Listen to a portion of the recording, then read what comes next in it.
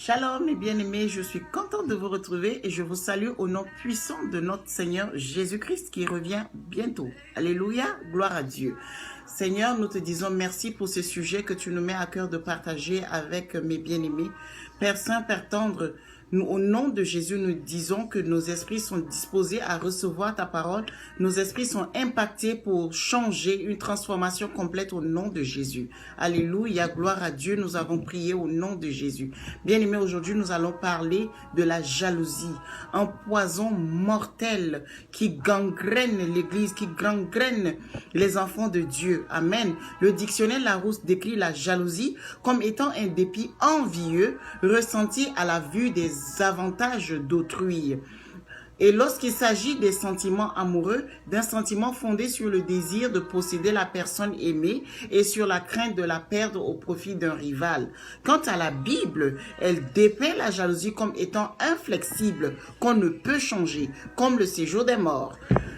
Cantique des Cantiques, le chapitre 8, le verset 6.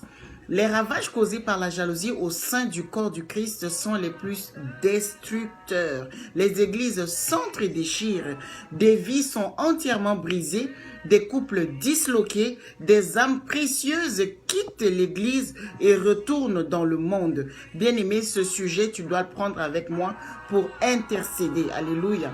Beaucoup en écoutant cet enseignement peuvent hausser les épaules et dire machinalement, je ne me sens pas concerné, je ne suis pas de nature jalouse, mais le fait que notre nature charnelle n'est pas fiable du tout et doit constamment être sous surveillance, nous avons tous eu des manques, des frustrations, un besoin affectif non pourvu ou passé plus ou moins douloureux, soigneusement assoupi, que rien pourrait éveiller.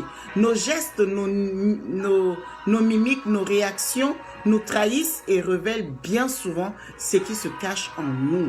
La façon dont nous disons bonjour à une sœur, les lèvres serrées, le visage creux, dénudé de la moindre expression, lorsque nous tardons sur son élégant tailleur, le regard sévère que nous posons sur un frère au volant de la voiture de nos rêves, l'irritation qui pointe dans notre faux gloire à Dieu, à l'annonce d'un mariage, d'une promotion ou de quelque autre bienfait dont nous ne sommes pas le destinataire et révélateur, d'une jalousie qu'il faut absolument traiter.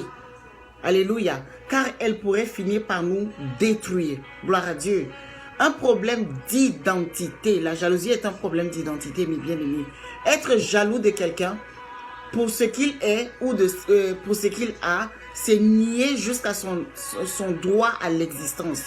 Car la personne jalouse rongée par l'orgueil est une estime de soi démesurée. Alléluia. Voit d'un mauvais œil les attributs et qualités de l'autre. Nous voyons donc que c'est l'être-là de la personne qui est mise en cause et à son identité même que l'on touche. Alléluia. Or, Dieu seul s'est arrogé le droit d'attribuer à chacun une identité propre. Bien-aimé, dit Amen. Un caractère propre, des dons et des talents qui lui sont propres selon son bon plaisir. Amen, alléluia.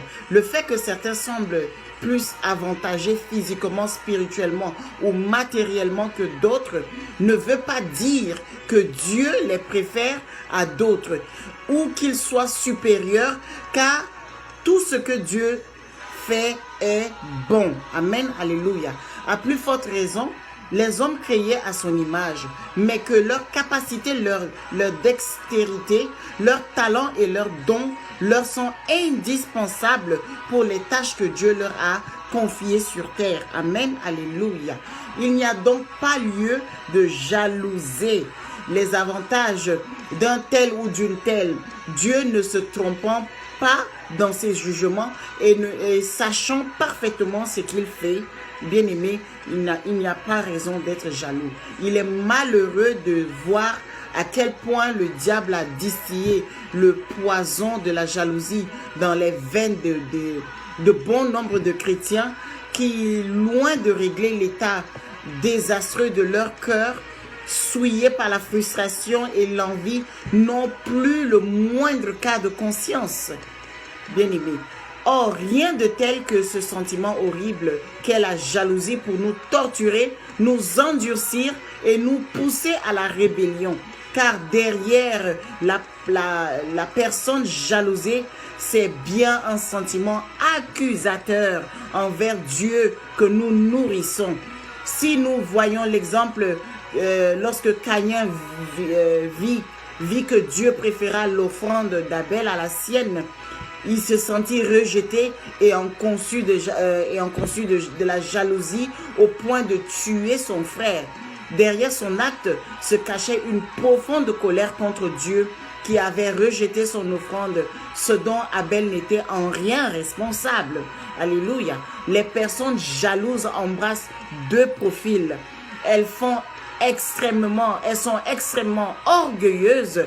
Elles ont une très haute opinion d'elles-mêmes et exigent que ce soit vers elles que tout converge. Bien-aimés, nous allons nous arrêter là aujourd'hui et il y a une deuxième partie qui s'en vient bientôt. Et recevez cela au nom de Jésus et que cela ait d'impact dans vos vies, que vos vies puissent, que vous puissiez transformer votre façon de voir des choses, votre façon de vivre. Amen. Pour honorer votre Seigneur et recevoir plus de bénédictions. Que le Seigneur vous bénisse. Au nom de Jésus. Amen.